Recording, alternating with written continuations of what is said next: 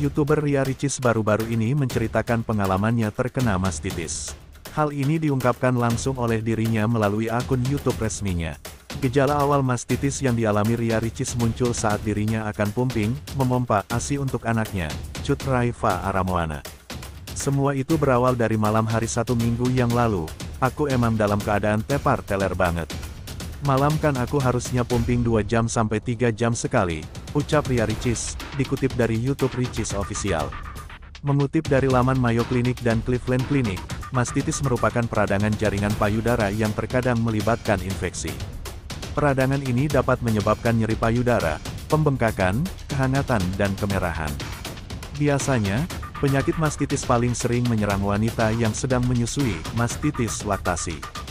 Namun, dapat juga terjadi pada wanita yang tidak menyusui dan pada pria. Adapun penyebab kondisi ini adalah saat bakteri pada kulit atau air liur memasuki jaringan payudara melalui saluran susu atau retakan di kulit. Saluran susu merupakan bagian dari anatomi payudara yang membawa susu ke puting. Semua jenis kelamin memiliki saluran susu dan bisa terkena mastitis. Infeksi juga bisa terjadi ketika ASI kembali keluar karena saluran ASI yang tersumbat atau teknik menyusui yang bermasalah. Bakteri tumbuh di dalam susu yang tergenang. YouTuber yang juga pemengaruh influencer, Ria Ricis, mengungkapkan salah satu lika-liku perjalanan saat menyusui anak perempuannya, Cut Raifa Aramoana. Adik Okky Setiana Dewi ini mengalami mastitis yang membuat payudara bengkak dan juga sakit teramat sangat. Sehari sebelum ketahuan mastitis, Ricis mengalami demam sampai menggigil. Keesokan harinya suhu tubuhnya menurun tapi payudara tetap bengkak dan sakit. Rasa sakit sampai membuat dirinya tak bisa tidur semalaman. Dipeluk sang suami pun tak mempan karena mau dipeluk dari berbagai arah bakal berimbas menambah sakit pada payudaranya. Keesokan pagi, Ria Ricis memanggil dokter konselor laktasi untuk mengetahui apa yang sebenarnya terjadi. Terus aku dibilang, wah ini mastitis, Bu Ricis, cerita ibu satu anak ini di akun YouTube Ria Ricis Official yang diunggah pada tanggal 6 September tahun 2022. Begitu kaget dirinya mengalami hal itu. Tak menyangka ia mengalami salah satu tantangan menyusui yakni mastitis. Sontak, Ricis meminta saran dokter laktasi tersebut agar cepat sembuh dari kondisi itu. Lalu, diperiksa, dikasih obat antibiotik, dan dipijat lagi, katanya. Ia pun melakukan segala yang disarankan agar bisa kembali memberikan ASI untuk Moana. Ia ingin kembali pumping dengan hasil ASI maksimal serta bebas nyeri lagi. Menurut Ricis, mastitis itu terjadi karena ia pernah melewatkan satu sesi memompa ASI untuk Moana.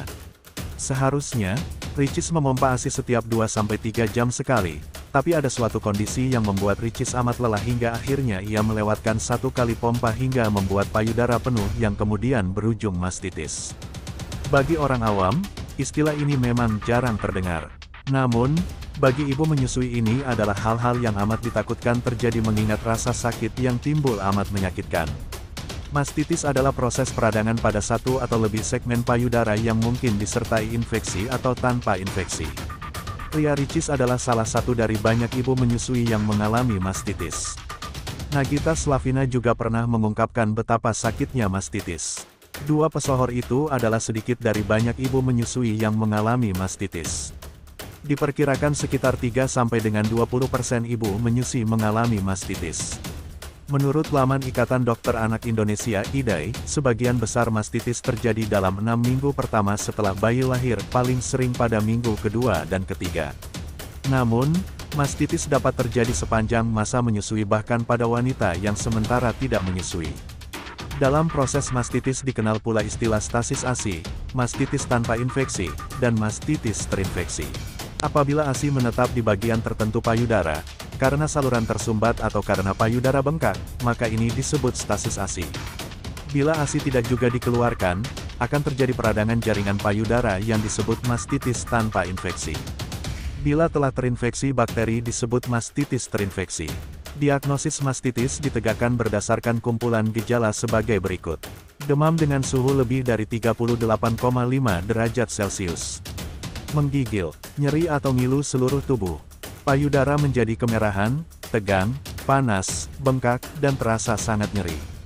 Peningkatan kadar natrium dalam ASI yang membuat bayi menolak menyusu karena ASI terasa asin.